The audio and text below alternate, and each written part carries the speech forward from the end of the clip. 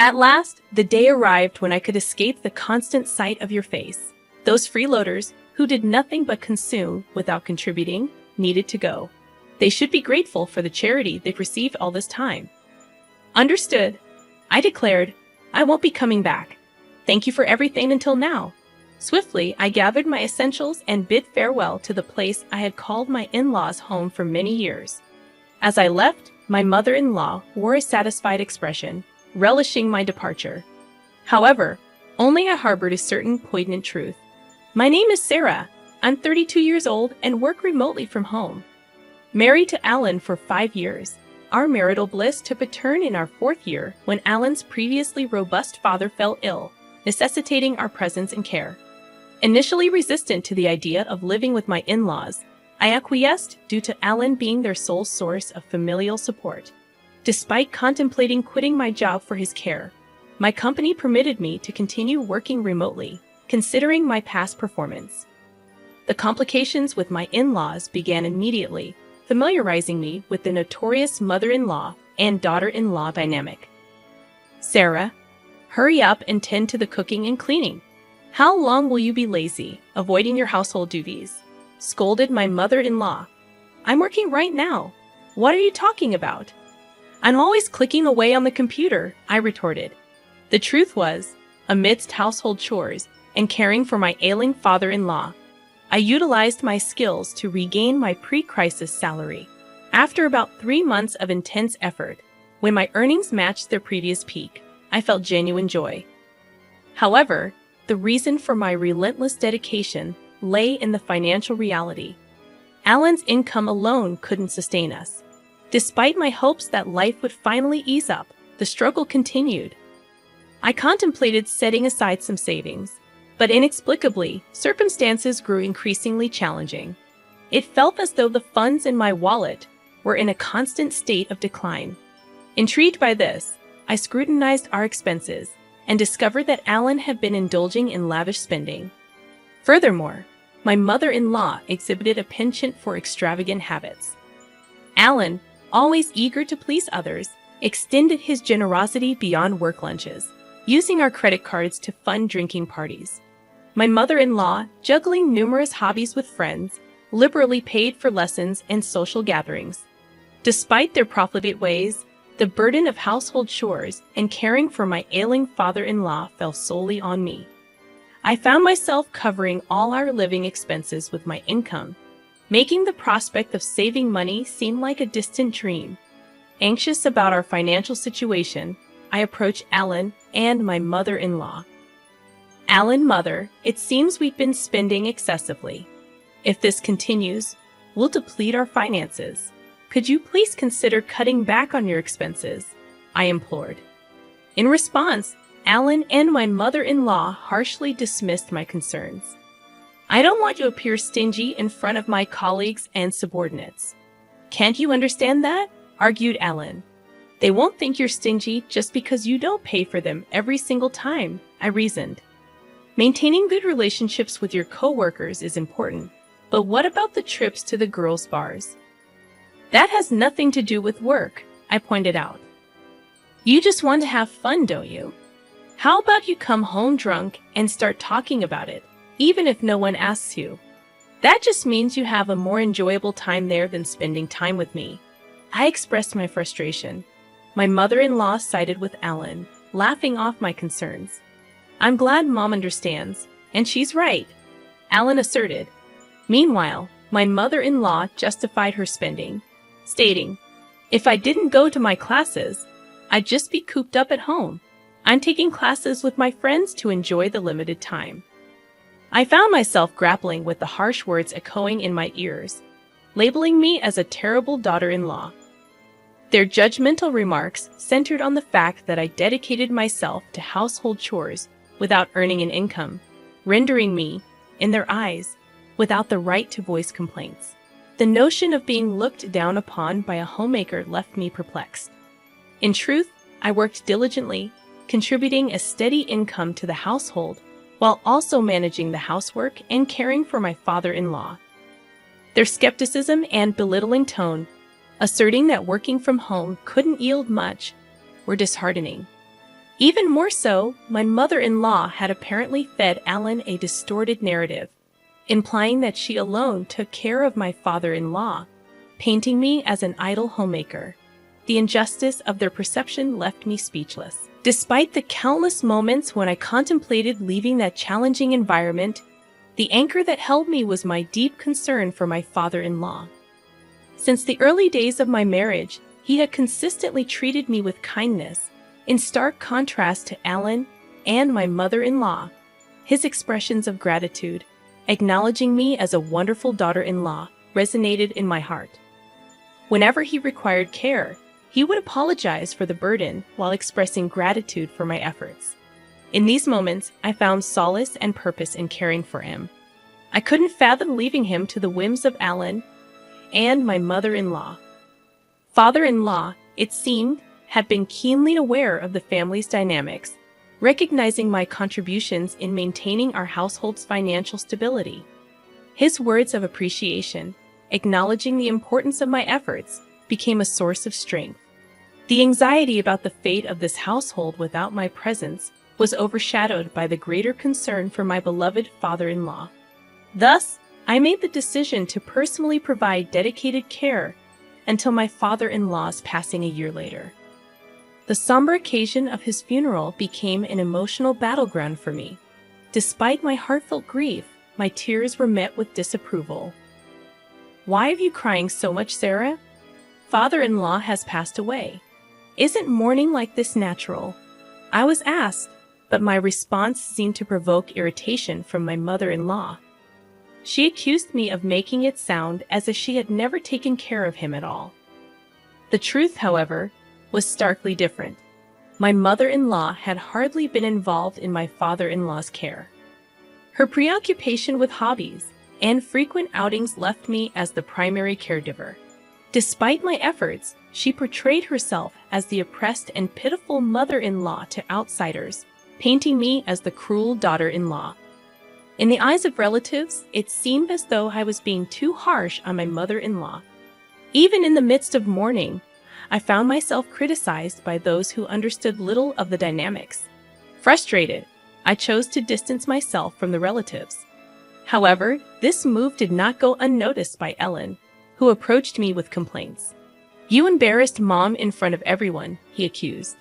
"That doesn't make any sense. I was only crying about father-in-law's death. Despite that, your mom told me it was strange for me to cry. I never said she hadn't taken care of Dad at all. I just talked about mourning the loss of my father-in-law, whom I had always cared for," I defended myself.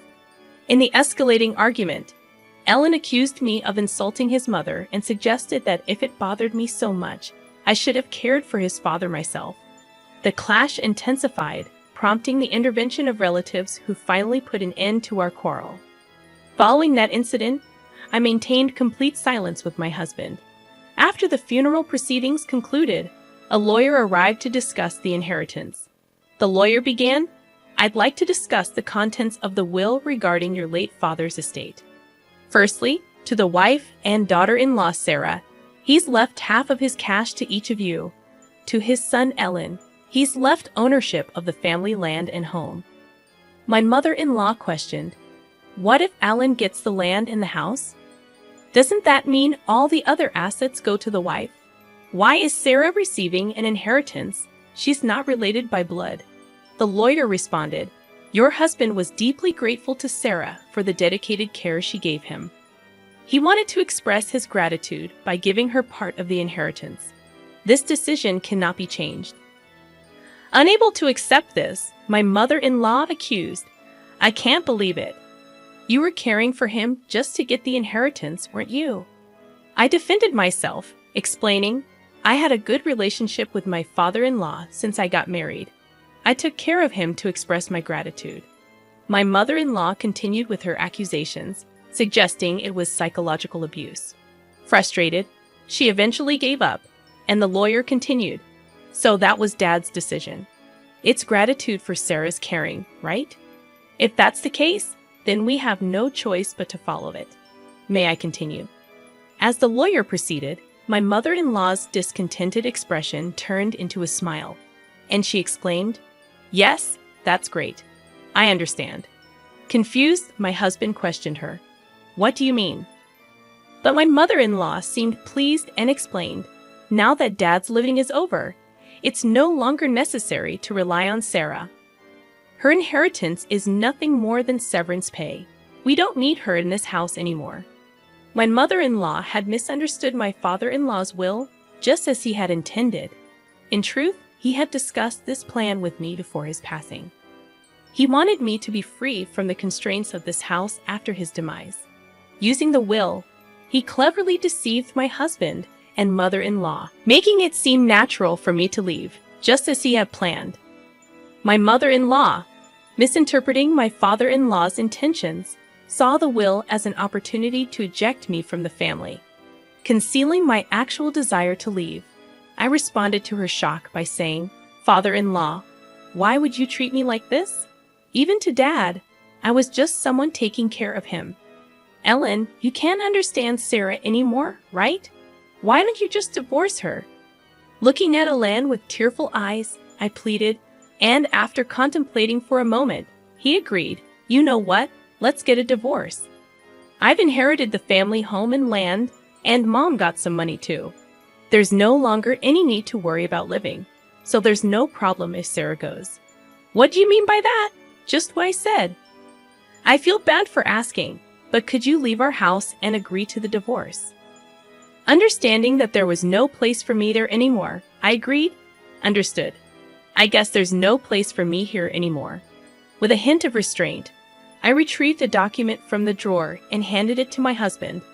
It was a notice of filing for divorce, prepared after our previous argument. My husband promptly signed it, expressing, "Finally, I don't have to deal with you anymore. A non-working freeloader should just get out. You should be grateful for us having put up with you, a total freeloader. Is that so?" "Okay, I understand. I'll leave. Thank you for things up to now." As I left, my mother-in-law appeared elated, unaware of what would transpire in the future of their house. Once out of their home, I wasted no time and immediately submitted the divorce notice to the city hall. Arriving at the apartment I had rented in advance, the spacious room echoed with my joy as I exclaimed, "Finally, I can be by myself. This is great." I felt overwhelmed with joy to be liberated from a challenging marriage. My heartfelt gratitude extended to my father-in-law for devising the plan that enabled my escape from my in-laws' home. Subsequently, I embraced a comfortable life living on my own, appreciating the newfound freedom and the ability to continue working remotely, a skill I had cultivated during my time at my in-laws' place.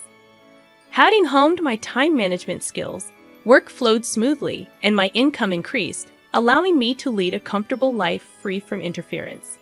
However, my peaceful existence took an unexpected turn when my ex-husband, Alan, called me out of the blue.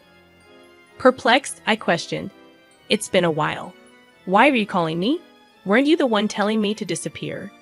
"Sarah, please help us. We're in a pinch," Alan pleaded. I chuckled, finding the situation ironic. "What kind of joke is this? My salary hasn't changed, but for some reason, you're running out of money. We can't live like this." With a laugh, I decided to deliver the final blow. "That's because you no longer have my income to support you.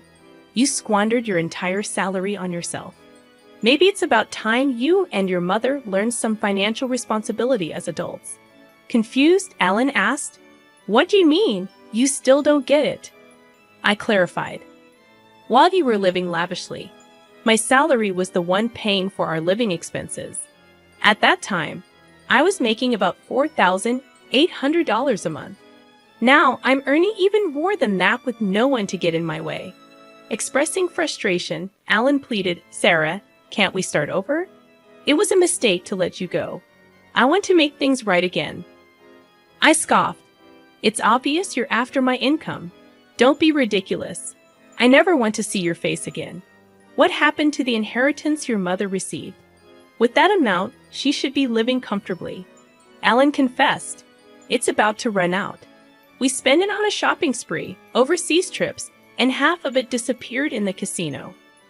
Unmoved, I retorted, "A foolish mother breeds a foolish son. I have nothing more to say to you. I'm a stranger now, and I can't do anything for you, nor do I want to." Desperate, Alan implored, "Don't be so heartless. Help me. This has nothing to do with me. There's nothing more to talk about. I'm hanging up. Don't call me again," I declared before ending the call and promptly canceling the contract for the mobile phone I was using. A year later, passing by my mother-in-law's house, I discovered it had become an empty lot, likely sold due to financial struggles. Unperturbed, I continued with my newfound spare time, attending a wine class I had long been interested in. There, I met a man 2 years my senior who took me seriously. After a year and a half of dating, we got married. He is the ace of a well-known company, humble despite his high salary, with a warm and wonderful character. We respect each other's careers, leading to a fulfilling married life. Reflecting on these changes, I can't help but feel that this retribution was, in a way, a gift from my father-in-law.